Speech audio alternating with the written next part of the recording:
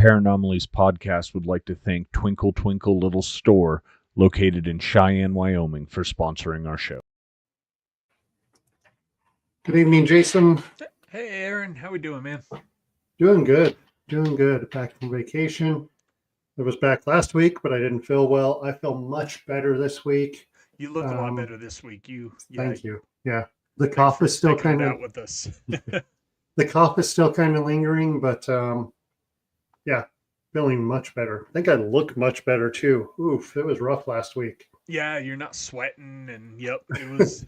I could tell you were hurting last week, but we appreciate you sticking it out with us because that was good to talk. Get the whole team sitting down and talking about stuff and Whiteface. It was a great time. How's your week been? It's been busy, just coming back from some time off, so getting caught up on almost 1,000 unread emails and a bunch of stuff like that. So fun times. I would not want to do that. All right. So tonight we have Victoria Jaye, who's going to talk to us about demons. Yes. I have been anxious to talk to her. This is a subject that I personally enjoy looking into. Yeah. So should be a good night. Real quick, I'm trying to do this at the beginning while they're moving, but Twinkle Twinkle Little Store, they're still in that move from the Tivoli to the mall. I did see, and I think you even mentioned that their sign went up at the mall. Yeah, they got their new sign made and installed. It looks really good. The painters, I think, are finishing up, and she has some really cool colors that she has done in that store. Nice. They still have the Ridge Road store open where people can go in and purchase stuff there. Again, I'm always telling you, go in and support Tim and Patricia. They're such great people. They've won Best of the Best for the last 3 years in a couple different categories, and there's a reason they do. Yep, absolutely. They are a true, locally owned business with, the owners are there every day. And it's always a pleasure to work with them and, deal with them when going into the store. I know we talk about the Ridge Road location a lot, but I just want to put out that the address for that, if someone doesn't know, is 3344 Ridge Road. Nice. All right, we're going to bring Victoria in and start chatting about some demons and some, I saw she was doing some Bigfoot stuff, and so this should be fun. Yeah, this would be a good one. Hi, Victoria. How you doing tonight? Oh, it looks like we've lost audio again. We had a little audio issue right before. Let's see if she can get that fixed. Yeah, so while we're waiting, I was going back through the the Whiteface video, and one thing I wish we could have put in, but the mics just didn't pick it up good enough to kind of show it as evidence. Was when we were sitting up in the where Gina and Jackie were doing their double Estes, and I know I was sitting on that little bed or mattress they had on the floor there, and you were to the right of me, and you were complaining about how your back hurt because it was a broken back, and you had the brace that you were wearing, and it was probably 105 degrees in that house, and just it was miserable, absolutely miserable. And you were talking about that, and then maybe it was about 30 seconds later, Gina said under the Estes session, "You big baby," and that just going back and listening to that just cracked me up hearing her say that. Yeah. Perfect timing. And unfortunately there was background noise from some stuff in the house that made that unusable, because that would have been a fun moment to be able to show people. Yeah, I think in this upcoming episode people are going to get to see how that double Estes works back and forth too, because there's a spot in there where Gina repeats something that's said to her and then you fire back. Yes. Because when she says it, we all start laughing, and then you fire back at us from someone else. Yep. And it's pretty cool. It's pretty cool.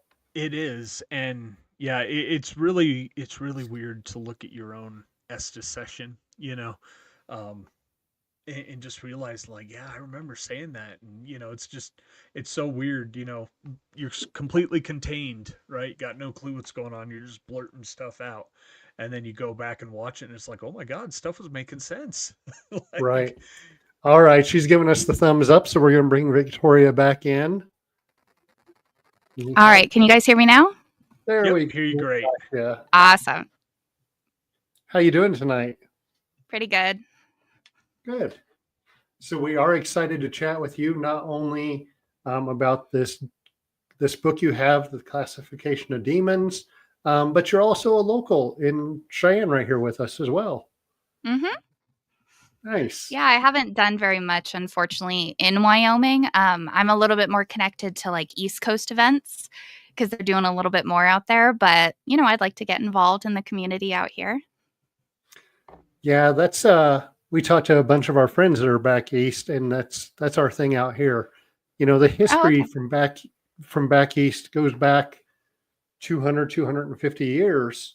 The Mm-hmm. West is still young. We have buildings from the 1880s. Back there they have buildings from the 1600s, 1700s. I'm sorry, Mm-hmm. 17s, not 16s. But Gina went back there this year to Salem and was walking Mm-hmm. through and looking at the graves, and she's like, the dates out here are so old, and Mm-hmm. we just don't have that. But yeah, of course, when you have those spirits there, you have good and bad. So Mm-hmm.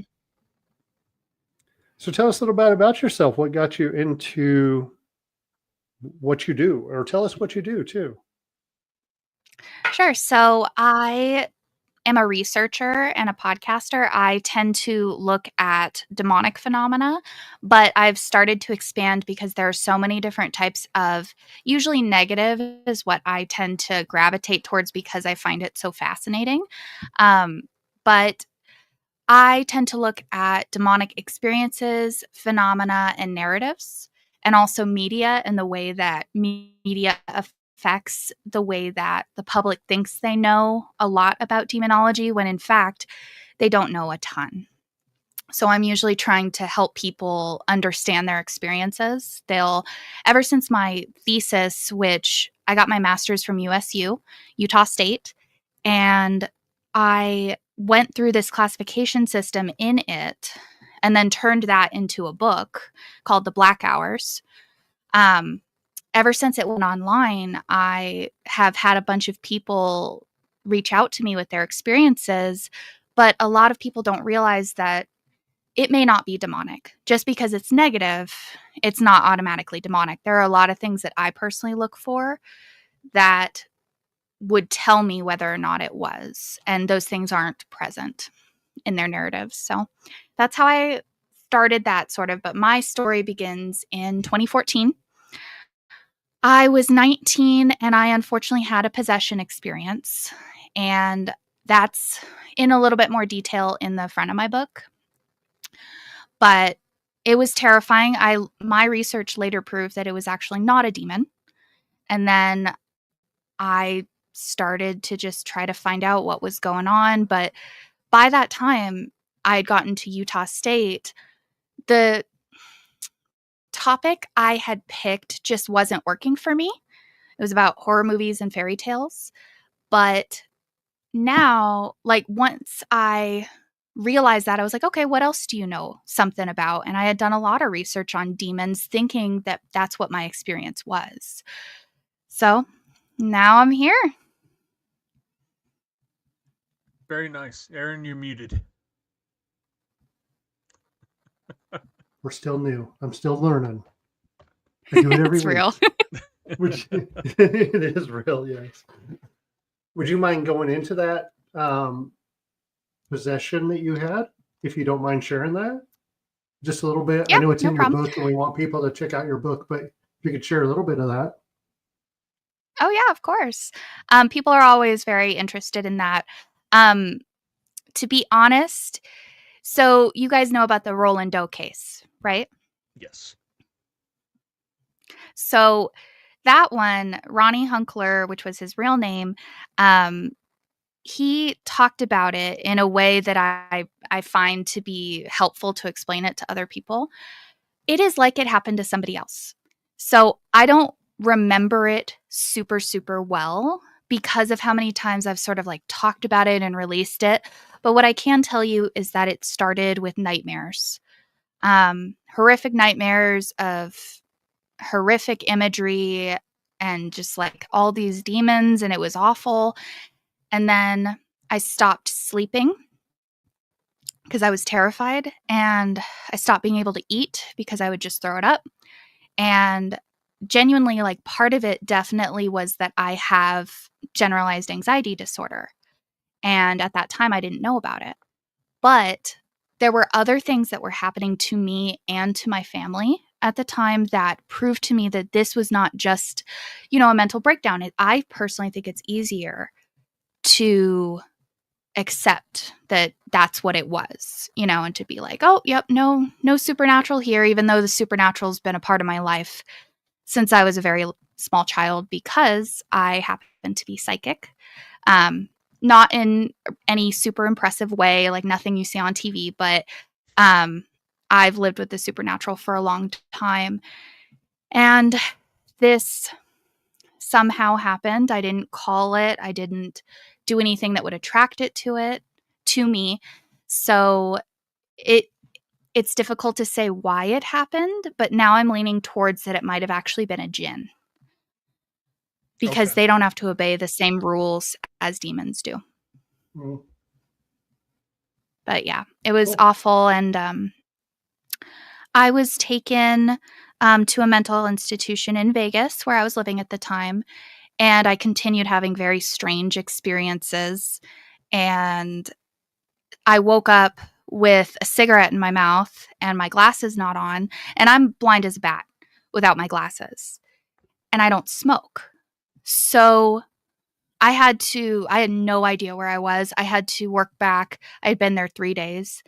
And while I was in the hospital, actually prior to this event, I had woken up and something else was looking out through my eyes and talking to my parents. And it wasn't Oh, me. I was just interesting. sort of Okay. sitting there like if you guys have seen like Get Out, there's a whole part where he's talking about the sunken place. That's where I was. I Kind of couldn't just a control anything. I could passenger. You only can see watch. see and hear, but wow, that would be, yeah, I Mhm. imagine very frustrating at the very least, right? To It be was trapped kind of in your own honestly at body. that moment in time, it wasn't. It was more that I had just come out of sleep. So I think I was still groggy and kind of like, what is going on? But when it was talking to my parents, I was like, wait, this isn't me. I'm not saying that because I don't know that knowledge. So it was trying to piece things together.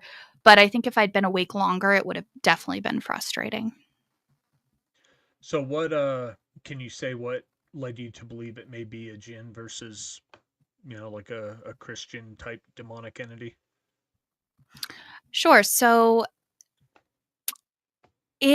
there's no way it could have possibly gotten in to my life because demons have to find a foothold to be able to even start to cause chaos. And the phenomena that was happening was simply not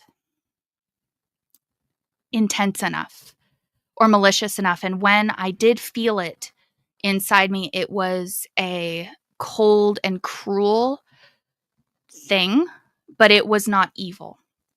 Not truly anyway. So that's generally how I saw it. And also because another girl had reached out to me from Costa Rica who said that she had a very similar experience. And it also has something to do with the fact that I had a mirror pointed at my bed for years. And once I took it away, things got better. And the reason Interesting. I Okay. knew that is because I was deeply psychic. Yeah, at the time. Gotcha. And I was very afraid of mirrors.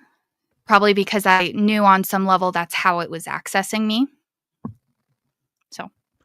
So you felt more that it was there for, not necessarily for your soul, but to cause extreme discontent in torment, I guess. Would that be a good way of saying that? It's kind Yeah. of the difference in intentions. Yeah.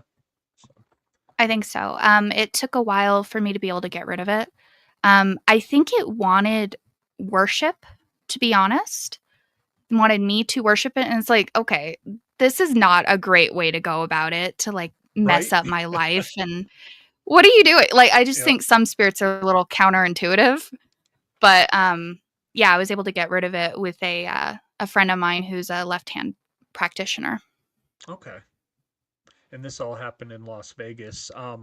So you said you were, you had psychic abilities, I believe, since a young child. Hmm. Did you notice any change in your abilities? Do you feel like it was suppressing your abilities during, like the time of the possession, maybe, to kind of dull you out from finding answers and really just kind of lean on that entity, the jinn? Oddly, no. I was actually deeply psychic when I was awake, because the way that we view in my family our abilities, because it runs through the women in our family, um, is that it's an advanced warning system to help us navigate life. We've never had anything truly horrible happen to us, besides this. Um, and I think it's because of that system, because we get our vibes check is just a little bit like more intense than other people's. So I personally think that my abilities were as heightened as they were because I believe in God. God was trying to save my life and keep me Gotcha. safe. Yeah, I that's was really interesting. I was Go ahead, listening Aaron. to a podcast today with a psychic medium who said that she had all the abilities and then realized that it was really demonic entities that were contacting her and giving her all this information. I found Mhm. that pretty interesting considering like so many people that I know that seem to have psychic abilities. Um, do you think that that was the end that caused this to happen? No. If I had to guess, and I can't prove this, but based on all my research and the way that it works with jinn, because jinn need to find seemingly a their window into a person's body is usually through some kind of ill health. So it could be mental, spiritual, physical. Um, and I was going through some mental health issues at the time. So that's how I think that part got in. But I also think it was sent to me. Mm, I don't know who sent it. I don't know why. But that's what I personally think, because it is one of the ways that demonic entities also get in. Um, I think, honestly, that whatever was trying to access me might have been a demon, because there was other things in my personal case that signaled or heralded a demonic presence, but it couldn't manifest in our home, couldn't manifest close to me. So a jinn was sent instead. mm. And I know that sounds a little like, oh, that's a lot of conjecture there, but that's what it seemed like, um, based off the phenomena that was happening. Well, and for the most part, we live in the world of theories, right? In this Yeah, field, there's unfortunately. very little that's confirmed. So Mhm. yeah, but to Well, me that makes sense that if an entity wants you, or wants to affect you bad enough, right? It's going to find whatever way it can, and if it can get a different entity that is able to slip through, I could totally see that. that's what I was just gonna. If something wants in, it's gonna find a way in, right? I mean, Mhm. Yeah. animals, if they want a way in to get warm, if a entity wants in, it's gonna find a way to get in. Yep. Mhm. So then you decided you went to college, you learned this classification stuff, and now you wrote a book, and Mhm. you said that you have steps to know that it's demonic over being just an angry spirit. Um, Mhm.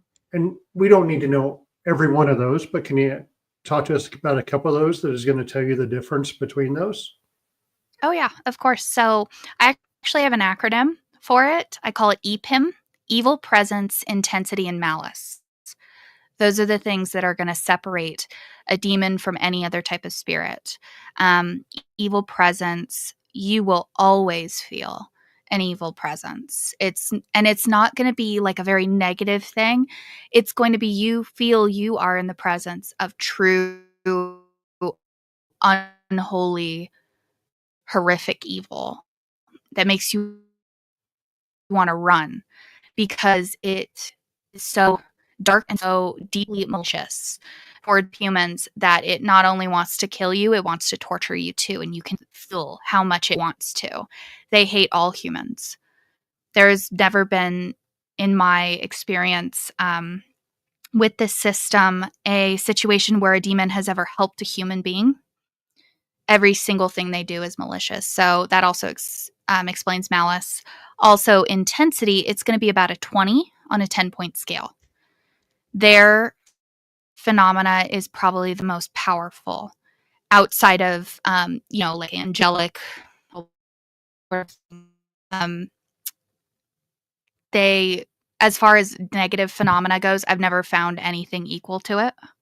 So, yeah. Interesting, because you hear a lot of people that'll walk into a room and be like, oh, there's definitely something bad here, right? But like, yeah, I think you hit the nail on the head with that, as far as you were in the presence of the most evil you can be, right? I mean, there's no more evil than a demon. And Right. I've just never believed, just because you get goosebumps, and the room feels a little weird or heavy when you go in, doesn't make it a demon. And I think that word demon is used, way too much. Yeah, in the paranormal field. Oh, definitely. It makes my life personally very difficult.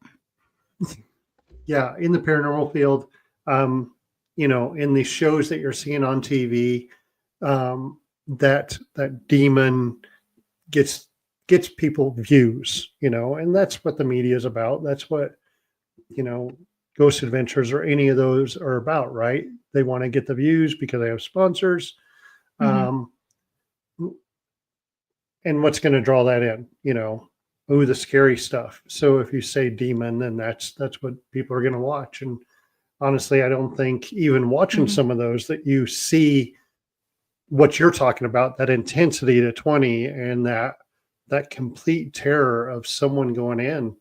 I listen to a great podcast, Exorcist Files. Oh my gosh.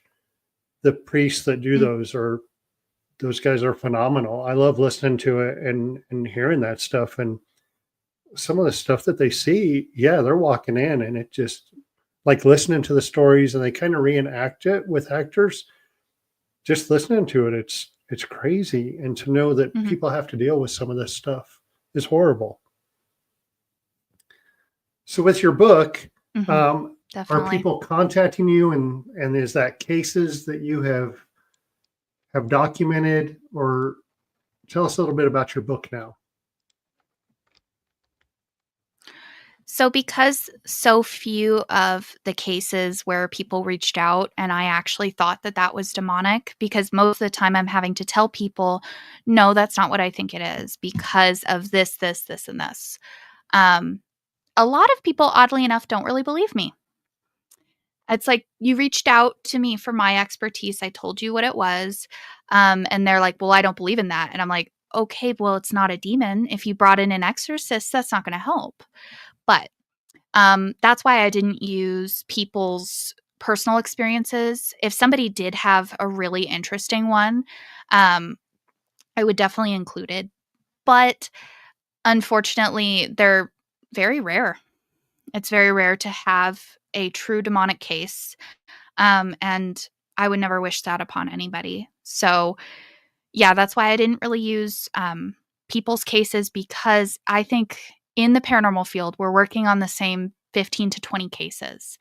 And the reason for that is because it is hard to find true manifestations of the demonic. It's just not common enough in our world to be able to go out and interview people, though I absolutely would if I came across one that I believed was demonic. So yeah, that's how I went about it. I did publish narratives. I looked at all sorts of different cases, the Roland Doe case. Let's see. Annalise Michelle, I don't believe was demonic because I looked into that for my podcast, Demon Folklorist.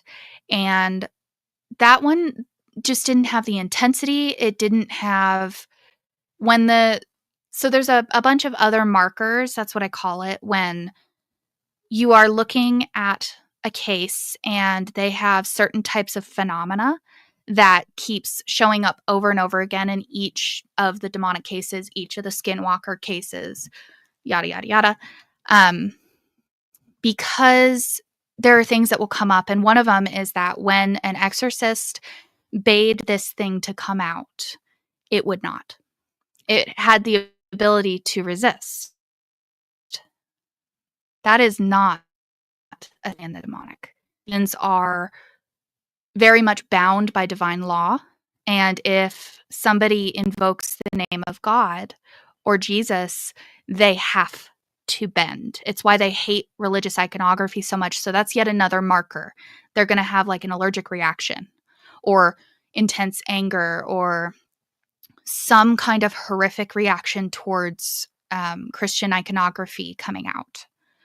So there's that. I also used some of the more popular cases like the Perrin case with the Conjuring House, David Glatzel's case, and Arn Johnson.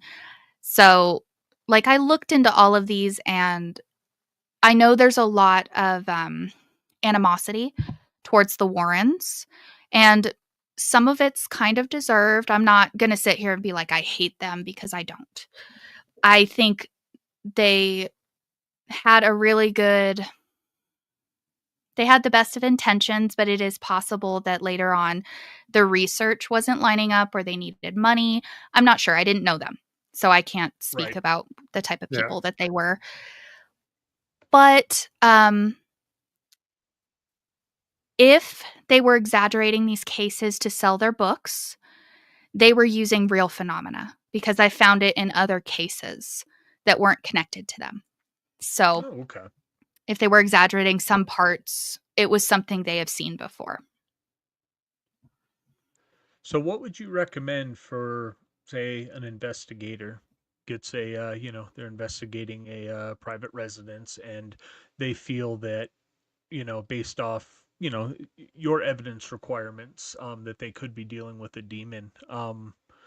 Kind of, I guess, what do you suggest for steps to be taken for them, especially since, they still have the people living there after they leave? So, do you mean like if like a family's still living there? Yes. During this happening, like when they go in? Okay. Unfortunately, when it comes to the demonic, if you get up and leave, it will likely follow whoever it was trying to oppress. So leaving is not the best option. Now, in general, for paranormal investigators, if you think you are in the presence of evil, your first instinct, you should leave. But if you're helping a family, obviously that's not the best thing to do. I would evaluate. My book is great for that sort of thing, where if you're interviewing a family and you want to find out like, okay, this sounds a little demonic, my book can be gone through literally as a checklist and used to figure out how much of the demonic phenomena is happening, because every single thing on there is something that has happened. But at the moment, my book is currently being republished by American Hauntings, Inc., Troy Taylor's outfit, and that'll be out later this year. But yeah, so that's one way you could go about it. And then probably at that point, you need to identify who is being targeted, because it'll be pretty obvious, unfortunately. It'll be the one who is suffering the most because it's usually the most psychologically vulnerable. It'll be the person who's experiencing the most phenomena, and you'll be able to kind of see it almost looking at them. Then I think it would be time to probably call an exorcist or a demonologist. I am not technically a demonologist. I work in demonology. And the reason for that, I make that distinction, is because I don't go into these places or help people in that way. And the reason for that is that I'm a little too psychic. It just makes me sick to be I'm near sure. such Yeah. horrific evil. So I can't go in there. I can't be of much help that way. But I always offer my services like to other paranormal investigators. Like if you think you might have a demon, but you're not sure, reach out and I will look at the phenomena for you. So that's one way. Or use the book. What else? And then, exorcists and demonologists have been specifically trained how to do that. And I would trust them going in and dealing with the situation, probably above anybody else. But it's up to you whether or not you want to go through the Catholic Church, which may not respond in time. So, Okay. yeah. Yeah, that's always been one of my big questions, because this is something I've always been interested in. But at the same time, you get people that do watch a little too many movies and think just saging the house is going to take care of it, or you know putting some Mhm. crystals on the dresser or something like that, when that's not really an appropriate response, right, to something that evil. Mhm. So Yeah, unfortunately, so it might help you a little bit. It's not going to help the situation because those things have no power over them, like you're saying. So, right. And then so you said you also got involved with cryptid research. I did. So, the way that this happened, I was at the Paranormal Research Symposium in Gettysburg. And I was sat next to Timothy Renner at dinner. I don't know if you guys know about him. Mm-hmm. He's a really interesting Bigfoot researcher. And he was telling me a little bit about it. And I was like, oh, that's fascinating, because phenomena of all kinds interests me. And as he was talking, I was like, that sounds like skinwalker phenomena. Because I had just done a paper that I ended up also recording for Anomicon last year. So it's actually online on YouTube. And it talks about how to tell the difference between demons, skinwalkers, and shadow people, and what are the different things that I found. What are the markers? But yeah, skinwalkers have very specific phenomena, and Bigfoot is oddly similar. And the reason I think that is at this point, because I'm not super deep in my research, I'm probably about maybe 50%. There's still Okay. a ton to look at. But I think the reason that it's so similar is because these two creatures walk in both worlds, the physical and the spirit. And I can't say exactly what Bigfoot is. I'm not sure. But according to lore, skinwalkers are people who have essentially turned their back on humanity and done something horrifically evil, like killing someone they loved, to inherit an ability to change into animals. So there is a way there that they have been able to manipulate the way people exist in our world. Sometimes they're here and there will be evidence of that, like tracks, and sometimes they're not. The tracks just stop. There's been that FLIR video, Mm-hmm. that was released of, this large thermal signature, just all of a sudden Mm-hmm. tightened up and went away, and Mm-hmm. I've worked with thermal imagery a lot, in the military, and Mhm. I've never seen anything like that, and anything that could cause that, outside of a big It's so pane of cool. glass or something to, block it. But yeah, it was amazing seeing that. I'm not much for what I see on TV shows.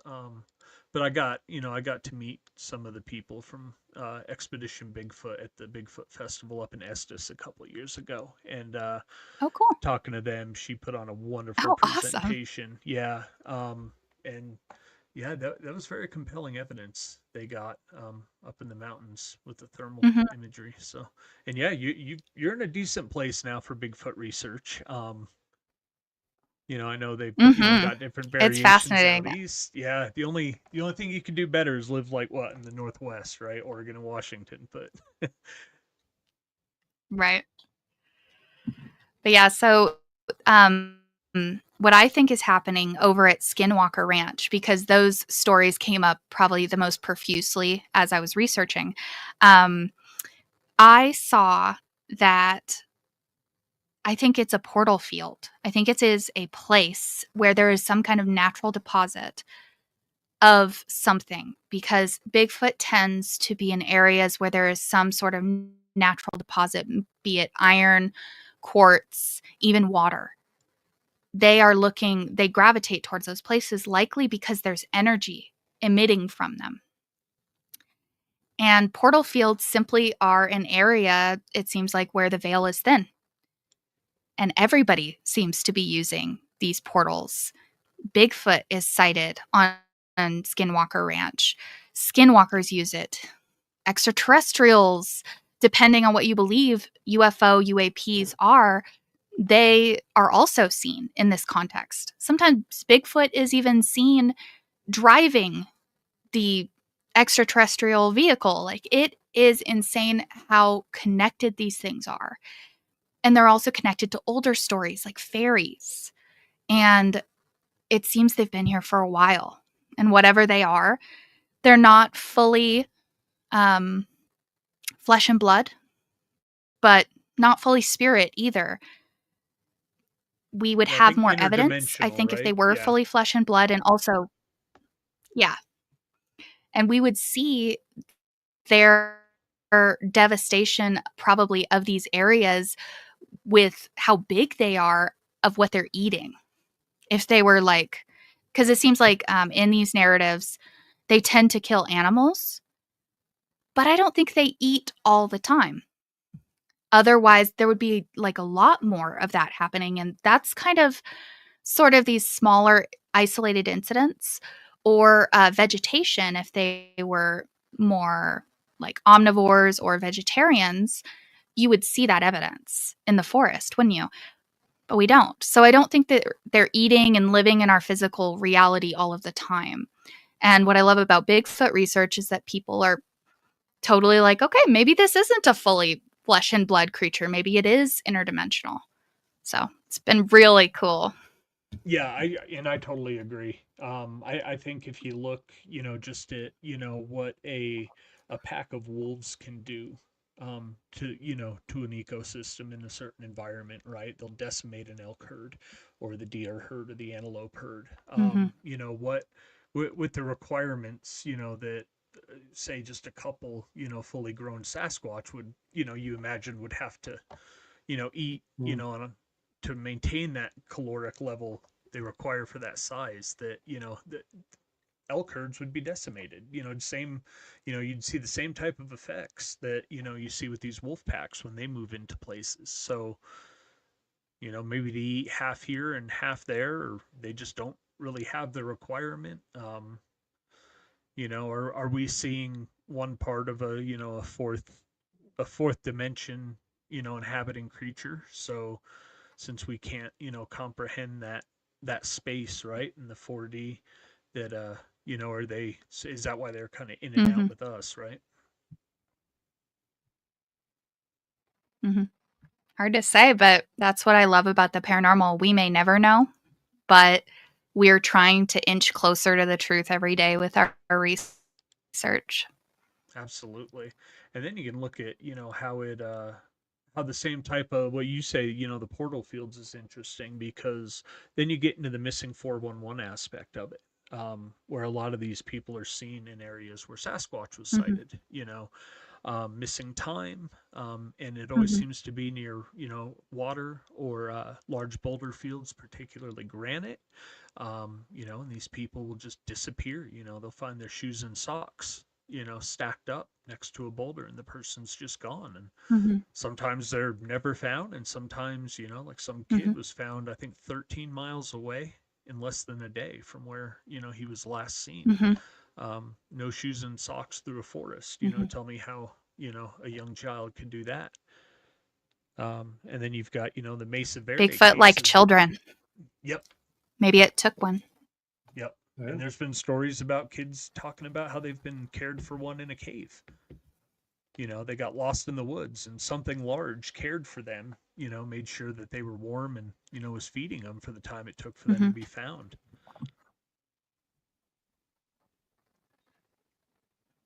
It's pretty, yeah, like the phenomena is way stranger than I thought it would be. Um, and I'm definitely like very fascinated by it. Eventually, I am planning to, because I just recently ended my podcast, Demon Folklorist. I am going to eventually go into like a video podcast, and it's going to be a classification show. And I'm definitely going to have a Bigfoot episode.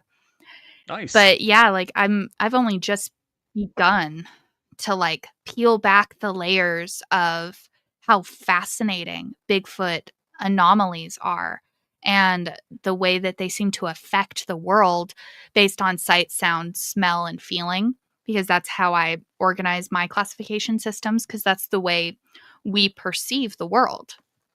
So that's how I tend to organize that information, just because how else are we going to prove, Catalog I guess, that this is experiences. Yeah. happening? Yeah, No, because I think that how way makes a lot of sense. experience is Yeah. so malleable. Yeah. So it's pretty crazy though, and I'm loving it just because it's all connected, it seems like. And I didn't really believe in UFOs or extraterrestrials, however people, because I grew up with it being called UFOs, so that's how I tend to talk about them. Like, but they seem to be right around, like these flaps also are home to Bigfoot activity. And I'm like, okay, what's going on there? I love to see the connections and the way the paranormal is probably like, it just seems like they all know each other. Yeah. Yep. Yep. But Like yeah, those, I mean, the energy fields for where people are seeing UFOs, it's clustered in certain Mhm. spots too, Black Hills, Badlands, desert areas, Mhm. it, the ocean. yeah. I saw this video just the other day Yeah. where there's people on a cruise ship are videoing this blue aura coming out of the ocean, and it's crazy. Yep. Or over, nuclear Mhm. sites, right? Is that Awesome. nuclear signature? Yeah. Triggering, either them to check it out or allowing them to traverse in that area. But I think more will come out too on that with, Mhm. hopefully with this, disclosure that's slowly coming out. Mhm. I listened to an interesting podcast today, as a matter of fact, where it had one of the head researchers, or he was in charge of the Air Force program to catalog and interview all the people that are having these UAP sightings, and that was one of the first things they had to do was get rid of the word UFO, just because of the stigma behind it. Right? You hear UFO sighting, and you automatically Mhm. think, you know, either okay they were drunk and blacked out, or normal stuff that Right. is explained. So yeah, and then UAP turned from unidentified aerial phenomena, but then they had to change that to, because of the underwater aspect of it, um, they had to change it once again to unidentified anomalous phenomena, I think is what the A is now. Mhm. So yeah. So I think That's it's always a fascinating. I love battle. it. Yeah, it's always a battle, and you brought this up at the beginning of, getting rid of stereotypes, especially from Hollywood, right? Mm-hmm. With the work you do in demon research, I'm sure everyone, has seen Exorcism of Emily Rose and The Pope's Exorcist, and they now know everything, right? Like, oh well, it's gotta, be able Yeah, to move like objects and all this kind of stuff for it to be, a true exorcism, and yeah. yeah, Yeah, for me to even believe that that's what it is, like we have to have several things in place. Because when you're dealing with a case, it's going to be like, oh, yeah, this kind of sounds like one. Like I had one that I use as an example a lot. My friend Ben had come to me with a case because he's an investigator too. And he was like, this kind of sounds demonic. What do you think about it? And there was phenomena with a cross, and it did have blood on it. But based on everything else that was happening, because the way that I evaluate, like EPIM is sort of like a shorthand for what I do. I look at the phenomena itself that's manifesting, and then I look at the progression of the experience. So, how is it progressing, and what are we seeing? Those two things together are the only way we can not make as many mistakes. We need both. Otherwise, if you're focusing, like, say, on that one piece of phenomena with the cross, you might think, oh, this sounds demonic because when this cross was apported back to me, it had blood on it. But I was like, well, if it was a demon, it would be destroyed or bent, or they hate that shape. It's not right, just going to be blood. It's going to be like horrifically mangled changed, or usually disfigured, in some right? Yeah. way. Yeah. So, mhm. But it's not that I love horror movies because I actually ran a column until just recently called The Novelty Shop for Morbidly Beautiful. So I am not mad about these like demon movies coming out because on the flip side, it does generate interest into, say, my work and the work of actual researchers and demonologists and exorcists. Um, the real problem is that they're not bringing us in to help them write these movies. They're not being accurate at all. They're not even trying to be accurate. And that's a little disappointing with the amount of information that exists. That's really my only issue with it because I I'm not a big fan of the demon genre because I know too much about like what I'm looking at and I can't shut up during them. Like I always tell like my boyfriend or my friends like if I go to a demon movie, I have to warn you, I'm not going to shut up. Like I'm going to be like, "Oh, nope, that's not right." Or, "Oh, yeah, that does happen," or you know what I mean?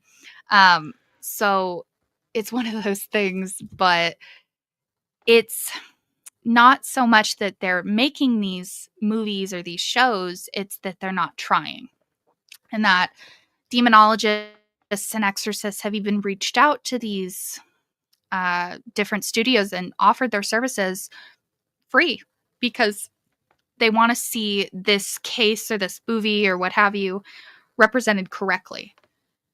Because I personally think that if you ask anybody who has experience with these entities, or even someone like me who knows a lot about the phenomena, we could write you a movie that will scare the hell out of you, but it'll also be accurate and you can look at it and go, oh, here's real information. That's what I would like to see happen.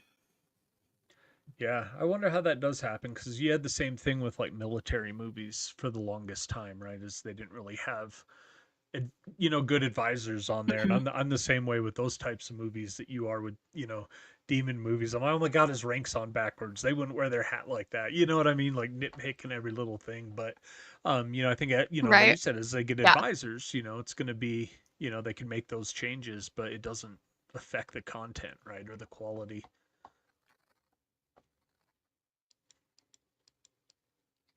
I think what's happening, honestly, is that Hollywood sometimes believes that it can write scarier stuff or they want to do something with the story that hadn't been done before in the genre. And they don't want to take the extra step or they think they can write better than us. And it's like, honestly, there's some phenomena I've never seen in a movie that I think would horrify people. Yeah. But I guess Hollywood's not ready for that yet. So I have to be here and help people understand that what they're seeing is not real and that demons are not around every corner and they're not waiting to pounce on every single Christian, and that these experiences are so rare. There's like a 5% chance you'd ever come across a demon in the first place. So it's a little bit difficult, but at the same time, like, I want to help people understand and to not create any more fear than already exists around these entities, because they are terrifying when you come across one. So, what do you feel about locations or places that did have a true demonic presence at one point? Do you feel that leaves a residue behind? And I can, give an That's a good example. question. I think yes. Yeah. Yeah, so just What's a good I example was of that? oh, Like, okay. have you come across that before? Well, I think so. And it was in Abu Ghraib, Iraq. So, a very controversial place as it is due to the prisoner tortures. But there was actually a building there that was known as the Death House. And it had, a grate on the floor and a slanted floor. And, stains on the floor that you could tell were old blood. And, I guess when, overcrowding and stuff would Mm-hmm. happen at the prison, they would just pull people out and mow down 100 guys with AKs. And before I even knew that that's what that building was, I think I was like 24 at the time, when I was over there. You just walk in and it wasn't that Mm-hmm. like, ooh, this place is spooky, right? Like it was that you walk in and I instantly just wanted to turn around and get the hell out of there. I was like, just, this is not a good place. It Mm-hmm. wasn't even scary. It was just, I'm leaving. Um, and I've always kind of wondered that, Mm-hmm. especially after I found out what that building was actually used for, and probably thousands of people had died, um, by these just very evil acts. If that vibe can, stay around. Mm-hmm. Based on that example, yes. So people report the same thing happening in concentration camps. I believe that it is not from a demonic presence being there, but is more because of the energy residue that murder has on a place. And so much murder and fear and despair and all of these different feelings, and the way that like the blood won't come off the floor. That's kind of the energy signature of, I think, places like that. But that's not to say that these places couldn't call a demon. They absolutely could, because if you think about it, there are only a few different ways that demons can even enter somebody's life. One of them is the law of invitation. So you open the door wide. Maybe you did one of the complex rituals and called them, and you wanted to meet one, and it showed up one day, right? That doesn't necessarily mean that it will work. There's a lot of people who have tried to meet them and it didn't work. Or if, like, the Ouija board's not a very good example, just because there's a lot of fear and satanic panic around it. It is a tool, much like anything else.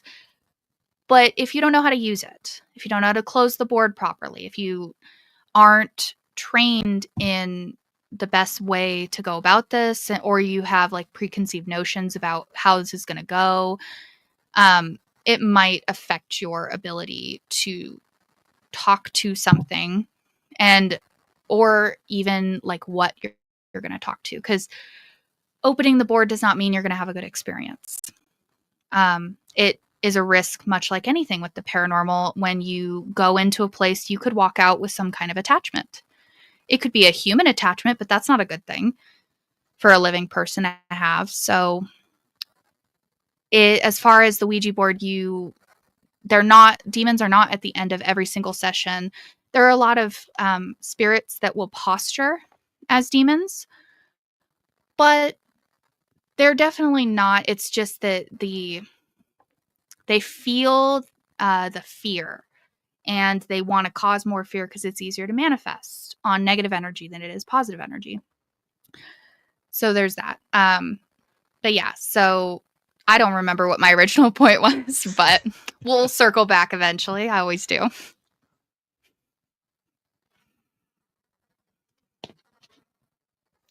Going with that energy thing, when it's the scare gives off the energy that they're using. Is that correct? I mean, that's the whole thing in this field. Like the negative or demonic continue to happen because they get that scare, which then gives more energy. We also notice, like, we like to sit around and just talk, and when we're doing an investigation, we'll talk about our day, we'll start laughing, we're putting out that good energy, and that's when we'll start getting some stuff to happen too. But I think the scare and that scared feeling gives energy to those negative, and that's probably why they continue to do that, because they're getting that energy to be there. Yep. Yeah, definitely. Demons, the way that they go about what they're doing. Oh, I remember what my original point is. We'll get back to that in a second. So why they're doing things the way they do in encroachment, infestation, oppression, and then possession. So encroachment, trying to find a foothold in our world. Infestation, when things start to go insane. Oppression, when they're breaking down a single person for eventual possession. The way that progression happens is because they need enough fear to be able to manifest on our plane. And by causing basically a family or a couple, whoever they're targeting, to go insane, it is because they need that fear to even show up here. They don't exist naturally on our plane. If they did, we would see them all the time, right? Yep. So yeah, that's like exactly why they're doing it. They are just trying to create fear. So the other ways that demons show up in our world is law of attraction. This is when you feel that, like, it's when somebody is doing something so twisted and evil and wrong that it is against their own humanity. So that was kind of the point I was making about the death room and these places, that it is possible to attract something like that because the person maybe who started this place, or the people who are running it, are so evil and so turned it so against their own humanity that a demon wants to come hang out with them, essentially, and come be around them. So that's the way. There's also already inhabited, where a place simply will be already inhabited with something. It's already living there. So you, in effect, are encroaching on its territory. And then there is also scent. So this was sent by a dark magic practitioner. And this is not very common. So it's kind of an overblown fear I think people have. But there are people who do practice very harmful witchcraft and do send entities after people.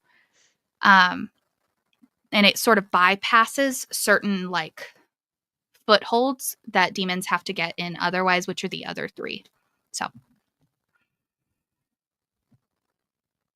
So Jason, it sounds like yours is probably somewhere where they're like, oh, these people are doing this, and this is the kind of place I want to be. Yep. And that's what I'm dude, thinking that's too. scary. Like walking into somewhere like that and feeling that. It is.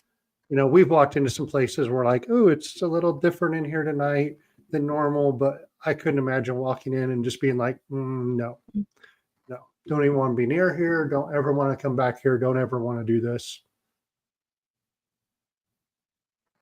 Yeah, and that's what I was saying. It's definitely. I have a different question for having- you guys, since you also live here in Cheyenne. Yeah, what you got? Have you investigated the plains?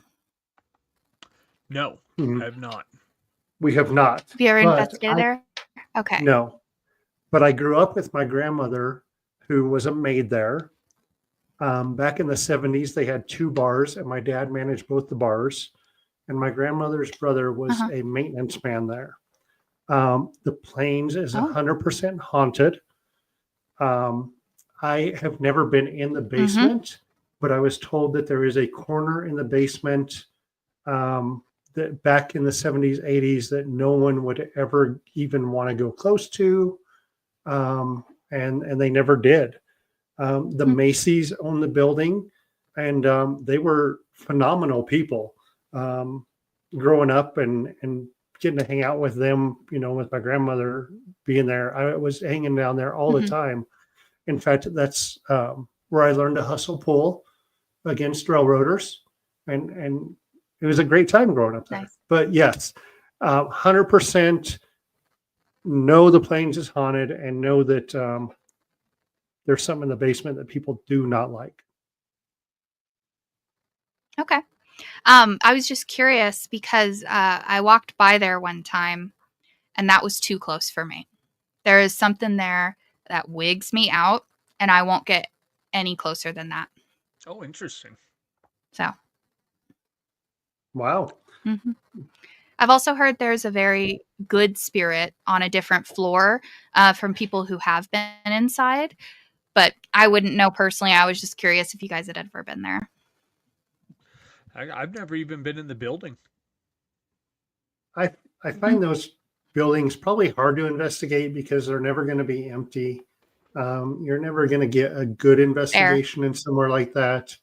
You're going to be able to get into a room that they say is and do some stuff in there, but you don't know who's in the room next to you, who's in the room above or below you, depending on the floor you're on.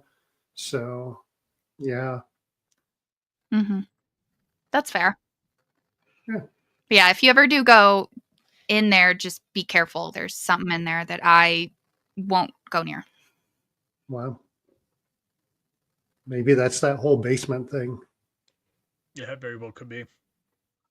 So, It could be. Yeah, I don't know. yeah. Victoria, it has been great having you on. We would love to have you on again. You are a wealth of knowledge. Gosh, Jason, I didn't realize that you were, I knew you were a Bigfoot guy. Wow, I learned a lot from you tonight.